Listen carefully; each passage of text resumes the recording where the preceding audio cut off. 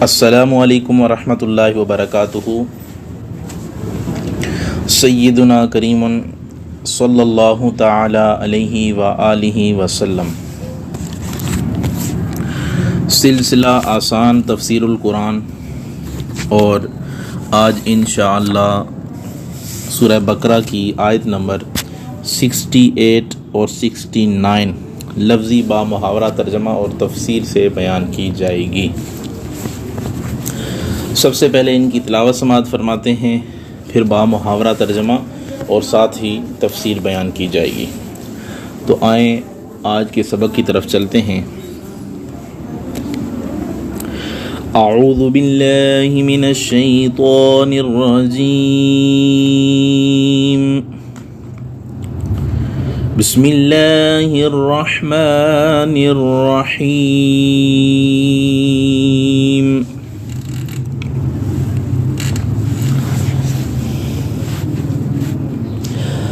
قالوا ادع لنا ربك يبين لنا ما هي قال إنه يقول إنها بقرة لا فارض ولا بكر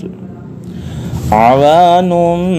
بين ذلك فافعلوا ما تؤمرون۔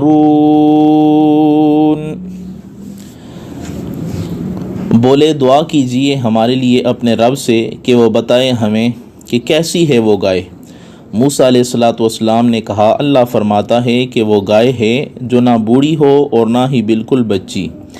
بلکہ درمیانی عمر کی ہو، تو بجا لاؤ جو تمہیں حکم دیا جا رہا ہے۔ قالوا ادع لنا ربك يبين لنا ما لونها قال إنه يقول إنها بقرة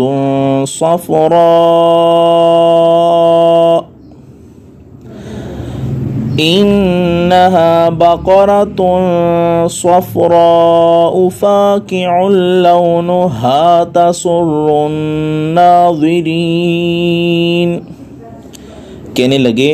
دعا کرو ہمارے لیے اپنے رب سے کہ بتائے ہمیں کیسا رنگ ہو اس کا۔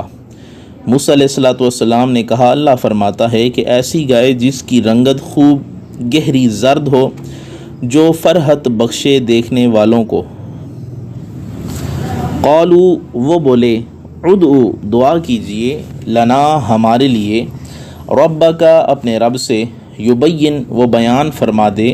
لنا، ہمیں، ماہیا، کہ وہ گائے کیسی ہے۔ قال، موسیٰ علیہ السلام نے فرمایا، انہ یقول، بے شک اللہ تعالیٰ ارشاد فرماتا ہے، انہا، کہ بے شک وہ گائے، بقرۃ، گائے، لا فارض، نہ بوڑھی ہو، ولا بکر، اور نہ ہی بالکل بچی ہو، عوان، جوان ہو، بین ذالک، درمیان ان کے، فافعلوا، تو بجا لاؤ، ما، جو، تؤمرون، تمہیں حکم دیا جا رہا ہے۔ قالوا، کہنے لگے، ادعو، دعا کرو، لنا، ہمارے لیے، ربک، اپنے پروردگار سے، یبین، وہ بتائے، لنا، ہمیں، ما لونہا، اس کا رنگ کیسا ہو۔ قال انہ، حضرت موسیٰ علیہ السلام نے فرمایا، بے شک وہ، یقول، اللہ تعالیٰ فرماتا ہے، انہا بقرۃ، بے شک وہ گائے، صفراء، زرد رنگ والی ہے، فاقع، گہری ہے، لونہا، اس کا رنگ، تسر، فرحت بخشنے والا ہے، الناظرین، دیکھنے والوں کو۔ یہ تھیں دو آیات جن کا لفظی اور با محاورہ ترجمہ آپ کے سامنے پیش کر دیا ہے۔ اب چلتے ہیں ان دو آیات کا تعلق پچھلی آیات سے کیا ہے۔ تو یاد رکھیں، پہلا تعلق تو یہ ہے کہ موسیٰ علیہ السلام کے فرمان کا ذکر ہوا تھا، اب ان اسرائیلیوں کے آمادگی عمل، یعنی عمل پر آمادگی کا تذکرہ ہو رہا ہے۔ اور دوسرا تعلق پہلی آیت کے مضمون سے شبہ ہو سکتا تھا کہ وہ اسرائیلی حکم پر اطاعت کے لیے تیار نہیں ہوئے بلکہ سرکشی کرتے رہے۔ اب وہ شبہ دور کیا جا رہا ہے کہ وہ اطاعت تو کرنے پر راضی ہو گئے، مگر بہت حیل و حجت کے بعد وہ راضی ہوئے۔ یہاں پہ اس تفسیر کا آغاز جو ہے وہ قالوا ادع لنا سے کیا گیا ہے۔ قالوا یعنی وہ کہنے لگے بنی اسرائیل، اسرائیلیوں کو اس سے بہت ہی حیرت تھی، اس لیے کہ وہ سمجھے کہ ہر گائے میں مردہ زندہ کرنے کی تاثیر نہیں ہے، تو یہ کوئی خاص قسم کی گائے ہوگی، اس لیے وہ اس گائے کی نشانیاں پوچھ پوچھ کر مقرر کروانے لگے۔ یہ نہ سمجھے کہ یہ گائے کا کام نہیں ہے، بلکہ موسیٰ علیہ السلام کا معجزہ ہے اور رب کی طرف سے ہے۔ یا دوسری تفسیر اس کی یہ ہو سکتی ہے کہ قاتل اور اس کے ورثاء نے اپنی رسوائی کے خوف سے اس قسم کی حجت بازیاں شروع کر دیں تاکہ بحث میں پڑھ کر یہ معاملہ رفع دفع ہو جائے، لہٰذا یا تو ان سب لوگوں نے کہا یا قاتل اور اس کے ساتھیوں نے، اور دوسری صورت یہ ہے کہ قالو برائی کے لیے ہے، کیونکہ ملزم اور ظالم کو سزا سے چھوڑنے کی کوشش کرنا ایسا ہی ہے جیسا جرم ہے، یعنی جرم کی طرح جرم ہے، جیسے بے قصور کو سزا دلوانا شرعاً اور قانوناً یہ ناقابل معافی جرم ہے، ایسے ہی ظالم کو جو ہے وہ چھڑوانا، مجرم کو چھڑوانا، ملزم کو چھڑوانا بھی جرم ہے۔ دوسری چیز یہ اس میں بیان کی گئی ہے کہ انہوں نے اپنے نبی سے پوچھا کہ آپ ہمارے لیے وہ گائے مقرر کریں کہ وہ گائے کیسی ہے، تو موسیٰ علیہ السلام نے ان کے سامنے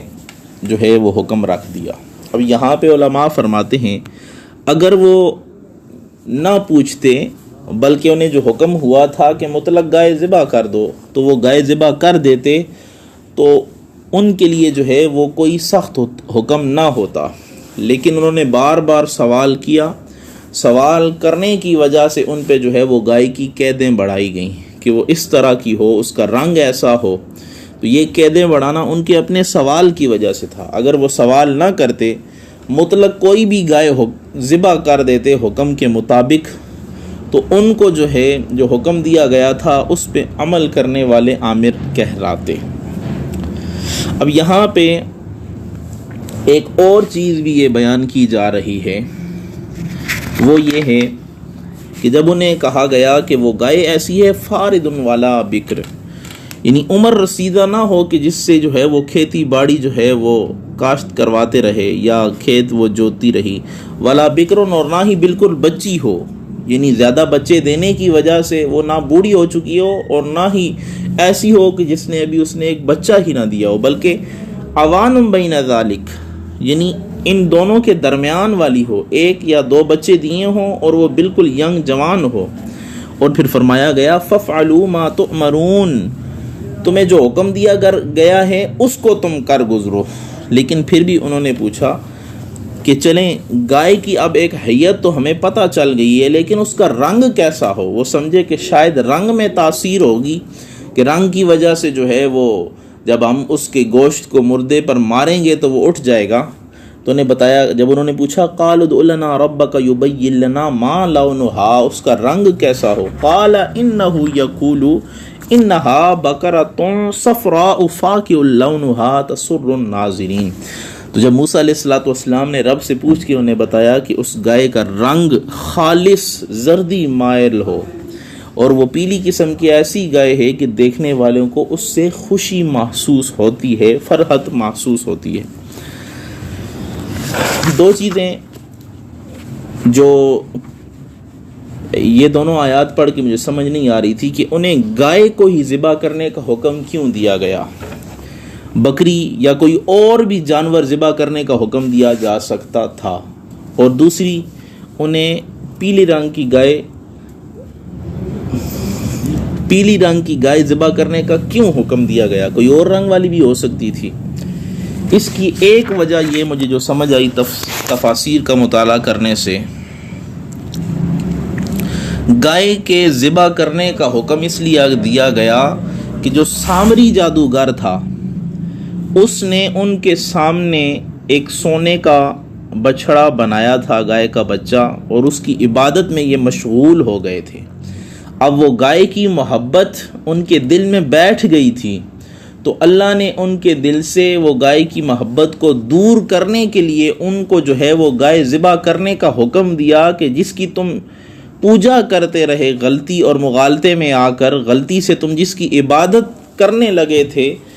وہ تو اس لائق ہے کہ اس کو ذبح کیا جائے۔ اور دوسری چیز، اس کا پیلا رنگ کیوں رکھا گیا یا پیلے رنگ کا حکم اس لیے دیا گیا کہ سامری جادوگر نے ان کے سامنے جو بچھڑا بنایا تھا وہ سونے کا تھا، اور سونا پیلے رنگ کا ہوتا ہے، تو انہیں بتایا گیا کہ یہ جو پیلا رنگ تمہارے ذہن میں بڑا بابرکت ہے، اس رنگ والی گائے کو ذبح کر کے تمہارے ذہن سے اس کی جو عظمت ہے اس کو دور کیا جا رہا ہے۔ اب اس میں اس آیہ مبارکہ کو پڑھنے سے ہمیں اس سے چند فوائد حاصل ہوتے ہیں۔ ایک تو یہ پہلا فائدہ کہ اللہ کی راہ میں بہتر چیز خرچ کرنی چاہیے اور اچھے جانور کی قربانی کرنی چاہیے، کیونکہ جب انہوں نے اس گائے کے حالات دریافت کیے تو عمدہ گائے کی طرف ان کو ہدایت کی گئی۔ دوسرا فائدہ یہ حاصل ہوتا ہے ان آیات سے کہ خالص پیلا رنگ خوشی پیدا کرتا ہے اور غموں کو دور کرتا ہے۔ تفسیر عزیزی اور روح البیان نے اس آیت کے تحت لکھا ہے کہ حضرت عبداللہ بن عباس رضی اللہ تعالی عنہما اور حضرت علی رضی اللہ تعالی عنہ سے ایک روایت ہے کہ جو شخص پیلے رنگ کے جوتے پہنے انشاءاللہ اس کے غم دور ہوں گے اور وہ خوش اور خرم رہے گا۔ اور بعض روایتوں میں ہے کہ جو کوئی لگاتار پیلے جوتے کے 7 جوڑے پہنے تو انشاءاللہ رنج سے نجات پا لے گا، تو یہ مستحب عمل ہے۔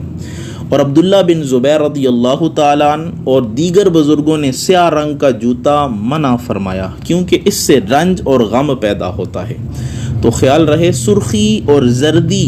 سیاہی، سفیدی اور سبزی، ان 5 رنگوں کے جدا جدا خاصے ہیں۔ سرخی میں جمال ہے، اس وجہ سے سرخی دیکھیں ایک لڑکیوں کی بھی استعمال کی چیز ہے جس میں جمال ہوتا ہے، لگاتی ہیں تو ان میں جمال آ جاتا ہے، خوبصورتی آ جاتی ہے۔ زردی میں خوشی ہوتی ہے، دیکھیں پیلا جوڑا کب پہنا جاتا ہے؟ جب اس کو مہندی لگائی جاتی ہے۔ اور سبزی میں بزرگی ہوتی ہے، سبز رنگ جو ہے وہ بزرگی کی طرف جو ہے بندے کو مائل کرتا ہے۔ اسی طرح سفیدی میں خوبی اور افضلیت ہے کہ یہ بزرگی کو، افضلیت کو اور خوبی کو ظاہر کرتا ہے، اور سیاہی میں دہشت اور رنج و غم ہے۔ لیکن یہ یاد رکھیں اس کا یہ مطلب نہیں ہے کہ ہر سیاہ چیز بری ہے، بلکہ ہر سیاہ جوتا بہتر نہیں، موزہ اور پگڑی سیاہ ہی عمدہ ہیں۔ فرعون کا موزہ جو ہے وہ سرخ تھا، حامان کا سفید، اور نبی اکرم صلی اللہ علیہ وسلم کا موزہ مبارک جو ہے وہ سیاہ۔ اور باقی لباس مردوں کے لیے سفید بہتر اور عورتوں کے لیے جو ہے وہ رنگین بہتر ہیں۔ تو یہ اس آیہ مبارکہ سے ہمیں جو ہے فوائد ملتے ہیں جو آپ کے سامنے جو ہے وہ ہم نے بیان کر دیے۔ تو آج کی ان 2 آیات کی تفسیر جو ہے وہ مکمل ہوئی۔